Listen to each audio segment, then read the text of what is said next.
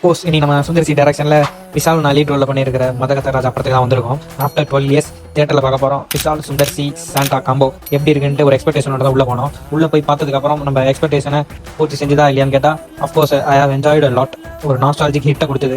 Santhanam as a comedian really costly miss for Kollywood. கண்டிப்பாக அவரே miss பண்ணுவாருன்னு நினைக்கிறேன். அவருடைய அந்த கமெடியன் ரோல். அந்த படத்தோட ஒன்லைன் என்னன்னா, ஒரு 4 ஃப்ரெண்ட்ஸ் இருப்பாங்க. 4 ஃப்ரெண்ட்ஸில் 2 ஃப்ரெண்டுக்கு பிரச்சனை இருக்கும். அந்த 2 ஃப்ரெண்டோட பிரச்சனையை தீர்த்து வச்சாரா இல்லையா ஹீரோ, இப்படி தான் ஸ்டோரி மூவ். அந்த படத்தில் பல இடத்துல சந்தானத்தோட காமெடி தான் படத்தை தாங்கியே பிடிச்சது.